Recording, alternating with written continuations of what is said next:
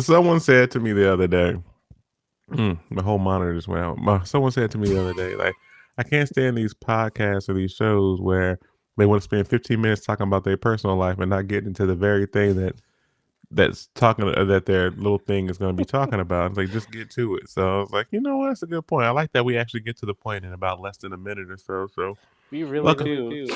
welcome Because we everybody do all to. that on the off show. I got to do the introduction. You weren't supposed to Sorry. say anything. That's how people get fired. Gonna spend 15 minutes talking about our personal. That's what we do.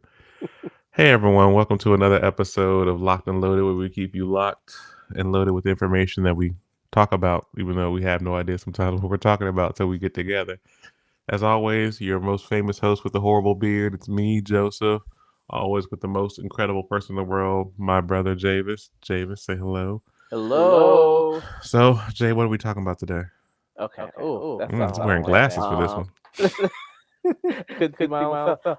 But no, so today it's so funny because you just sent me something. There's many things that we should be talking about over the past that have happened over the past week. But since we were not on, or maybe we were, I don't know how you upload the show. But I wanted to talk about the biggest thing that's about to happen this Wednesday is when the Power Rangers reboot happens.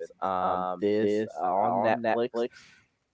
And we don't have to go in depth to talk about it. I just want to say that I'm excited. Remind everyone to go watch it this Wednesday. Why is Amy Jo not It's in it? hitting Netflix. I can't wait. It's going to be Why is Amy Jo not in it? incredible. What did you say? Why is Amy Jo not in it? Because she's Amy Johnson, Joe. And She said she would have done it. She was never asked. no way. Yeah, that's what she said on her thing. She was never asked. So I want to know, why is Amy Jo not in it? That's crazy. They had to have thought that she was gonna ask for something or ask for money that they didn't have. That's the only reason that people don't get asked. So why would they not ask her? I don't know. It's kind of weird because it should not have happened unless she's there.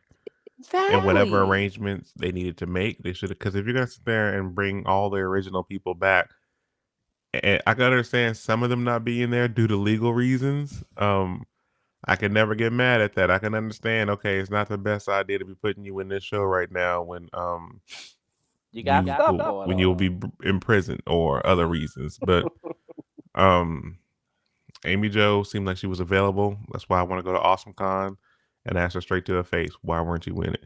Because it's gonna be even more weird if all the other ones show up at Awesome Con and they're gonna have to explain themselves. It's gonna be more weird if we watch this special and almost everyone that we know and love is in it and she's not.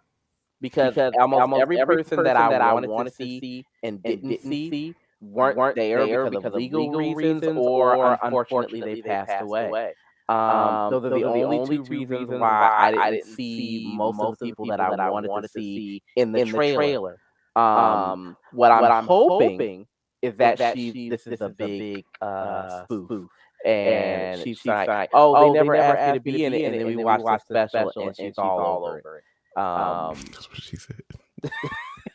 That's what I'm hoping. That's what I'm hoping too. I'm hoping it's a big surprise and like, haha. But after watching They them don't do those do anymore, that do rehearsal they? morph, I was a little bit nervous. But I'm sure it's gonna be That as damn good as rehearsal it thing. was on Fox. I do not expect it to be any better than it was in the original time period. And anyone Exactly. that's expecting anything more from adults who have not been doing this for decades is looking for trouble where it does not belong. Because Exactly.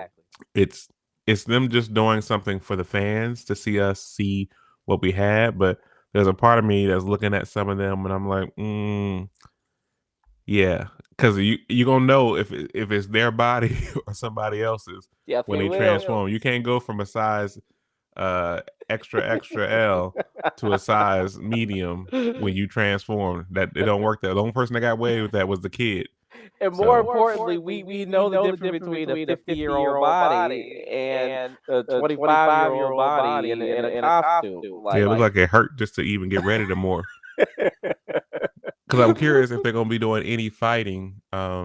Oh, that would be so Their cool. regular out like themselves. Before you know, they always Yeah. do a little bit of fighting before they morph. So Exactly. And the thing about it is I was talking to someone the other day and I was just like, no matter how, because like you said, people, I'm not really looking for something insane. I'm not really looking for the best acting or the best graphics or the best whatever. I'm looking for it to be just as good as it was as, growing up as the classic. Nothing better than that. And they weren't actors. They were just, they were martial artists, they were dancers. That was it. And they happen to do a pretty damn good job, in my opinion, of acting, having never done that before. And they did the best that they could with what they had. So I am expecting the same thing, but at the same time, I'm also hoping the fans of Power Rangers would not be upset.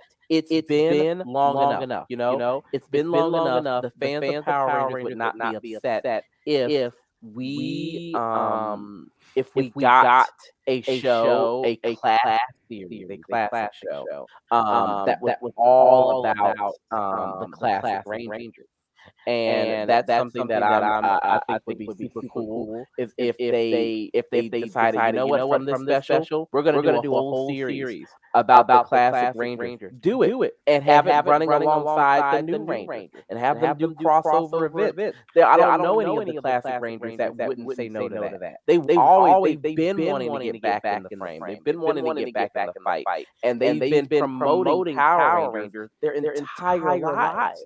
Why not do it? There's classic Rangers from every season that would come back and make guest appearances, or just happen to be on the show. And if you ask me, they should do a Power Rangers, and they that should do should be Power their Rangers main what? show, and they can bring people in and out. What did you say? They should do Power Rangers what? You broke up. Oh, sorry. I said they should call it Power Rangers Universe. And that way they bring people in and out. If they want to, people that wanna stay, people that want, "Oh, I'm with you on this season, but I got something going on next year, and then I can come back a season after that." Like, I mean, they're grown. They got real stuff going on. So I would be perfectly okay if we can bring, Patrick Stewart back for Picard. Certainly, we can do a Power Rangers show about the classic Rangers. I mean, come on now. That's that's an interesting comparison right there. No, I'm just might want to watch your saying. mouth. I'm just saying. Might wanna Power watch your Rangers was mouth a a little bit. 1990 show. I mean, technically still was Next Generation, but didn't Next Generation start in the 80s and go into the 90s, or just started in the 90s? I honestly don't remember. But to go back to your point of bringing the Power Rangers back, I'm not watching it like I used to. Um, I can be honest, say I probably haven't watched it in maybe a decade, maybe longer. Yeah. I'm not into it anymore. It doesn't hold my attention because it still has the same ludicrousness of it that grabbed me when I was younger. And I'm like, that doesn't grab me anymore. Like you have the way you grew up in the cartoons and the shows that you watched, and then the next generation they watch those, but because they're young, hits them the same way it did us at that age. Yeah. But now I'm in my 40s and I'm asking myself, am I jumping up to want to see this Power Rangers reunion? And to be honest, I would prefer to see them sit down and do a 2 hour interview with each Power Ranger and talk about the things they experienced, the enjoyment they had, more than I would them actually doing an actual series because I'm different now. And if you're gonna do a Power Rangers, it needs to be an adult version of it. There should be a Power Rangers that's designed on Nickelodeon for the kids. Boom, there you go, you got it. Or Netflix, whatever side they put it on, that's for the kids. Perfect. Then there needs to be an adult version that has something on there that grabs my attention. When they did the reboot for the Power Rangers, when they did that last movie, I thought that was what it's going to be, and it had a little bit of that in it, but it still wasn't that that you needed to get it going again. And unfortunately, like it didn't do it. But there is even talks of doing another reboot to the reboot and doing that style of making it more adult. And I think that's what's needed. We've seen these amazing movies like John Wick and all these things with these different style of martial arts, the Born Identity, the Krav Maga, the all these different styles of fighting and everything coming in there, and I'm like, that's the Power Rangers that we need right now because I don't need this kid version because I can't sit through that. I'm not a kid anymore. Now, if you're gonna do this show and you're gonna make it kid friendly, then kids are gonna watch it. The first thing I'm gonna say is like, why? Who are these old people doing this? Because they don't know who they are. They weren't even born when they were Rangers. So it's like, how do you pick your audience? Because this is clearly for us, but if it's not done in an adult style, then I'm only gonna watch maybe 1 or 2 episodes, and I'm just gonna call it a day. I can't hear Rita Repulsa just be screaming all the time. It's just it doesn't grab me anymore. And it saddens me to say that, but I'm just being honest with myself. I will watch it only because I feel like as a fan I should, but I won't be watching it as like, "Oh my gosh, I can't wait. I'm so excited." You may be excited about it cuz you're 10 years younger than I am. So maybe 10 years of me backwards in time would be more excited about it, and that makes perfect sense in Mhm. that way, but me at this age at 43, I'm looking at all the shows I want to watch and I saw the trailer. I saw the video I sent you, and it's kind of like New Edition when I sent you. I think I sent you the Bobby Brown video of him trying to do the dance routines, and it's just like after a certain point, you got to let what a lot of people have done is like, hey, you know, New Edition's doing their songs, but now because this person's this age, his son, his daughter, someone else is actually performing the Bobby Brown thing now because they got to keep it going and keep it updated and it's hard to do. And I feel the same thing with Power Rangers. That's what I liked about Power Rangers is that it kept changing. It kept reintroducing itself every single time with new technology, new things, weapons, but new people, and creating a diverse background of all these things that were going on. And then you had a little bit of a benefit of seeing somebody from the past come back for a couple of episodes, but it was still in the style that was excuse me, not the friendly style or the kid style that I like anymore. I'm past that. So I'm nervous about this not in the negative sense because I think it's something that should be done, but if someone had a did a poll of, hey, we're gonna bring all the Power Rangers back and do an actual series, a little limited series, and bring that back, would you be interested? Or would you rather be or would you rather watch a panel of them talking about the episodes that you grew up watching, but you can only pick one or the other? I would pick the panel.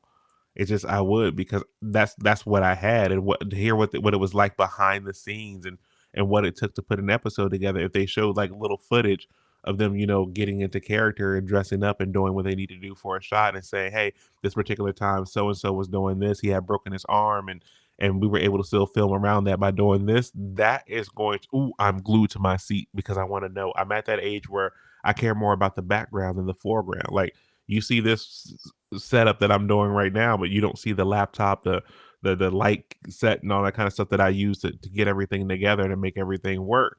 So that's where my head is at in that Yeah. now. And that's kind of Yeah. even what I liked about Billy's story because Billy's story from Power Rangers was he went from being the Power Ranger in the foreground to being the Power Ranger that was in the background doing all the things to get the Rangers ready to be able to go out there. And then you find out in real life, he was even in the background directing the shows and things like that. I want to know what the transition was like from Billy the character to his actual real person name and him deciding, hey, this is how I still want to be a part of this. I'm going to be behind the camera because now I can teach the younger generation what it takes to actually be able to do this. That's my thing that I will want to go for. But I understand the nostalgia of seeing it. I know you're excited. I don't want you to lose that excitement because it's really awesome. I love seeing your excitement about it. It's really cool. But I'm trying to get excited about it, and I'm 43. It's not grabbing me. I'm sorry. No, and I completely understand that, and I think that because I was such a fan that, for the past 10, 15 years, that is all I've done is I've gone and looked up interviews and panels that they've done, even if I couldn't be there, all of the background history and the background story of what's going on and what really happened. I went back and I saw all of that, so maybe I think from overloading my system with all of that. I'm like, okay, I already know what happened here and what happened there. I'm ready for the show. But I do completely agree that if they do anything classic, it needs to be more adult towards their audience. So because it's just like you're bringing these characters back. The only people that remember them are our age. And the people our age want something more than what we had before. As you said in the beginning, I'm not expecting anything more than that, but at the same time, it would be nice, to give us They left some. that door open with Tommy and and Kimberly. That was her name, right? The Yeah, Pink Ranger. See how old this is? So they had like that door of are they gonna get together and what would it be like and now Tommy's not there anymore. Unfortunately, we all know what happened yeah, to the real person, but it's there. Those are the things that I want to see and hear, and but it's also interesting to see the Black Ranger stepping out in front from the trailers that I've seen. Because every time I see a trailer, he's in the front of the scene instead of being in the back, yeah, and I'm like, if that's the case, then I definitely need to be watching the support because I don't think I've seen that on except for the Doggy Cruiser version, SPD. yeah. Where he was in charge. But man, that dude in the blue was just mad all the time. Like, why is this dude that was living on the streets the Red Ranger when I need to be the Red Ranger? I've been training, doing this all my life, and this dude just happens to accidentally morph, and like now I'm gonna put him in charge. It's just That was oh my gosh, what I do? a really good dynamic, and that was a really good series in general. SPD was a good series.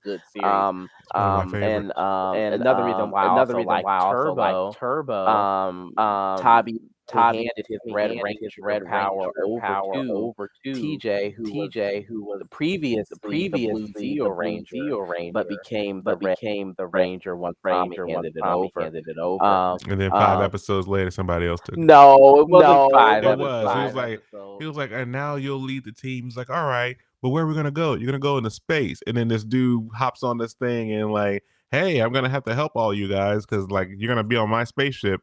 Now I'm in charge. I was like, all right, can this dude get one season? He didn't even get a season. Don't act like I'm not lying about it. It's like you want to go for memories. Those are the memories. Dude had the suit for like 15 minutes and somebody said He nope. had the back half of Turbo, okay? Tommy had the first What was it like? half What, of 5 Turbo. episodes? He had the back half of Turbo. I was like, you gotta be kidding me. Like I was like, did they make, a black person the Red Ranger and it's gonna be in charge now? No. We're gonna send this Negro to space. and that's how they explained it. They were just like, hey, you don't know the ground, you don't know the territory. I'm gonna have to lead you guys. So that's how it went. We all saw what happened. We ain't stupid. But yeah, no, I'm excited for him to be the Black Ranger, and especially because I've played Power Rangers tabletop games. I've played Power Rangers video games, and when you get into the real lore of Power Rangers and the real gaming systems of it, a lot of the board games, the strategy board games of Power Rangers will go in depth to talk about and tell you why each color is as powerful as it is and what it all means. And blue is always supposed to be support. So it can never be the leader because it has to support the team and it has special support powers. While Black Ranger is the tank. He is the person you stick up front and take a hit or six and still keep going. So the Black people. Got it. but yeah, You saw South Park, the movie, Operation Get Behind the Darkies? Shut up. That's what you just described right now. Not every Black Ranger is black. That's true. But they're always ethnic. So at the end of the day. No, before we got about 10 minutes left, I do want to talk about the new movies that are in theaters right now. Movies that you should be going to see. Everyone's super excited, and so far it looks like the numbers are doing pretty well for Super Mario and Dungeons and Dragons. Um, I don't know. Someone previously brought up to me that Dungeons and Dragons was a movie that they made back in the 1990s, and I've never seen it. Have No, you? no. Yeah. So they I was said smart it. enough not to do it. They've basically said it sucked. Like most 1990s things that they try to make from a game. I have no idea who was in it. I have no idea anything about it, but I am tempted to go back and watch it. And I'm super I'm trying to see the excited. gross of Super Mario Brothers. I heard it was 500 Can you million check for already, but both of them? Because I really would like to know how Dungeons and Dragons is doing. But I work so right next to a movie theater, and it's a really popular movie theater in Woodbridge to anyone that lives in the Northern Virginia area. And we always can tell. whoa, Super Mario Brothers 678 million worldwide. Jeez. Doo-doo-doo. Oh my Can't finish it. I gotta pay for it. Wow, go ahead. Oh my gosh, that is amazing for them. I've been debating if I want to see it or not because of whether it's going to be good or not. I think it's going to be good. I don't know if I want to. Did we have that conversation about how sitting in the movie theater it really takes something for me to sit in the movie theater? This should have been as great as I think this movie is doing, and it's flourishing and everything. I still want to. I will pay for the full ticket to watch it at home, and it'd be a 4 hour window. Like I'm totally fine with like, hey, you can rent this movie for $30, $30 right now, and you have a 4 hour window to watch it in. I would totally do that without question. That way, I didn't have to go to the movie theater. That way, you still get everything you guys would normally get, but it would be at my house. I'm totally fine by that. No, I completely get that. As I said before, I try to see a couple things in theaters because I feel like Dungeons and Dragons is one of those movies you want to see up close in a theater. Like I just don't feel like Super Mario, no matter how good Super Mario is, I feel like it's something you can enjoy in your living room. But Dungeons and Dragons, I know even if I had the power to see it here in my room, I'm gonna be sitting here with my headphones on, watching it, going, dang, I really wish I could have seen this on the IMAX screen, because it has But Dungeons and Dragons, Yes. it's oh, what's going on? 157 million worldwide right now. Hey, so it made money back. What was the I think cost? it was 150 million, so they might have made 7 million. Hey, a win is a win, right, Black Adam? Shut up, Joe. Oh my god. That's okay. Let's figure out how Shazam feels about it. Oh my god. So the last thing I want to talk about is something that I binge watched, and it has nothing to do. Wait, we just got off that topic pretty doggone I'm fast. sorry. That was like I'm sorry. you did like a 15, 17-minute topic about the other thing, and this was like 3 minutes. I didn't know you had anything else to say. Well, one, I just want to say that if you really take the time to look at it, video games are starting to kill it. Yeah. Video games being turned into movies was something that people said is a dead art and should not be done. And then out of nowhere, Last of Us came and said, F all of y'all, we're going to sit there and do something that's never been done before.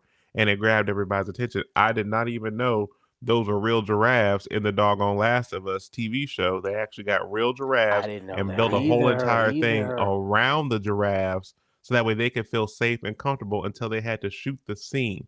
Now that's some pretty doggone cool stuff right there because everything around them was the green screen, fake, all that stuff. The only thing that was real were the giraffes and the two actors in that scene. And I'm like, that right there is something special. Even they did it they talked about the fact that the big old blob dude or whatever. They did it with an actual real person, the whole entire scene. Then they shot the whole entire scene again in CG just to figure out which one would be better.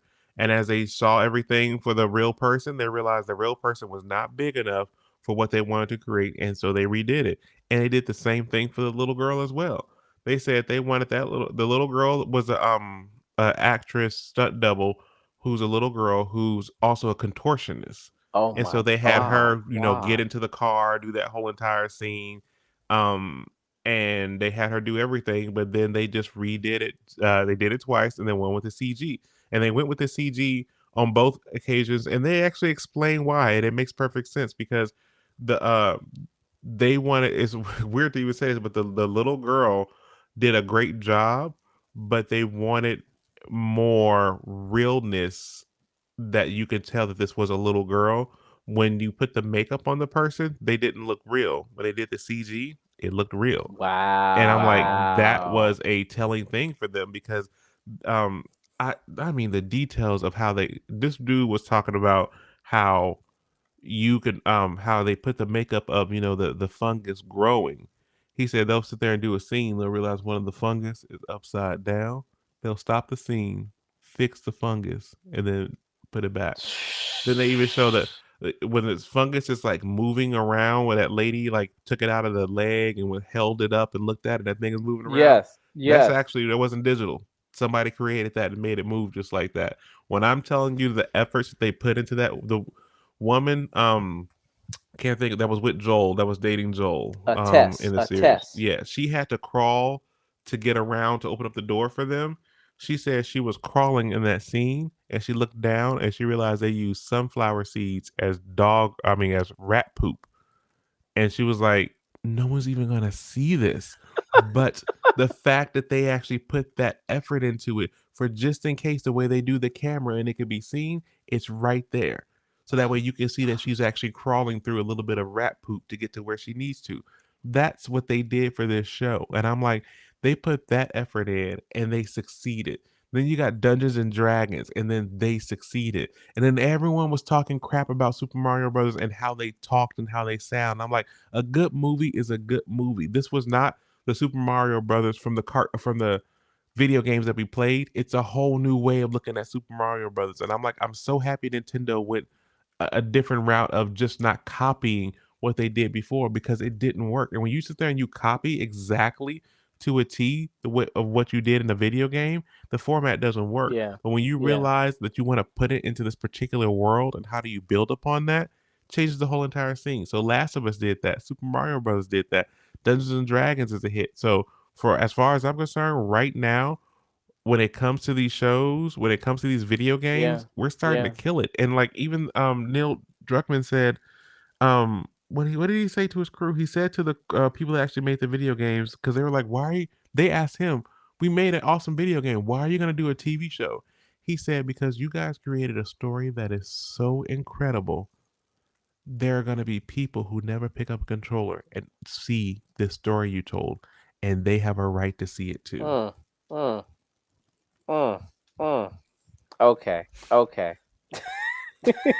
So yeah, I just As I I said just needed a before, moment for just Last yeah. of Us is definitely one of my top picks for Emmys next year. I just don't know my not my issue, but one of the things that I loved about it is, and I, I'm not gonna go in depth, but it is a bit of a spoiler for those of you that have not seen it, so you might want to skip this part. But I love the fact that every episode had someone new in it that I would have given an Emmy to. Like almost every single one. And every episode had an Emmy worthy moment by someone. And you can tell me the name of the episode and what happened, and I'll tell you the exact moment they're on the Emmy scoreboard. And I feel like it was just so incredible in that way. The only show, the only two shows now, because I have two shows that are competing with it right now. And number one is House of Dragon. House of Dragon killed it in a major way. It killed it in a way that people just weren't expecting, just like The Last of Us. People went into watching House of Dragon going, "Oh my god, they messed up Game of Thrones. Why would I want to see a prequel?" You can go online and see memes and TikToks of people going like this, waiting for House of Dragon, and then don't be cut to when the first episode was over, and they're like this at the end of the day because that's how the show kept us. And I don't know if it's about the lore or if it's about the fact that the show was just really good, but we all know how crazy and awful the people were in Game of Thrones, and House of Dragons doesn't start that way. So if you go back 200 years before our Game of Thrones started, and you're watching this show, you're on the edge of your seat at every moment because you're just like, how did everyone go from being so in protocol and polite and following tradition to what they are now in Game of Thrones. So you're waiting for the other shoe to drop every moment, and they know that you are, and they're stringing you along, waiting, and they're giving you these moments where you're just like, oh my god, anything you say in this moment is going to lead to pure chaos. So they did a really great job of that. But on the next episode, because I know we've reached the end, I would like to talk to another show that I think is competing in the Emmys next year, and that show is Beef with Stephen Ewan and Ali Wong. Never even heard of it. So yeah, that'll be the end of it then. Thank you guys for tuning in and watching. We always appreciate your love, feedback, comments, and all that. Like, subscribe, share, all that great stuff that people always say about this. But I hate when I say it, but I gotta say it too. So anyway, thank you guys so much for watching. Keep it locked and loaded till the next time we see you. Have a great one. Bye, Take you care. guys. Bye.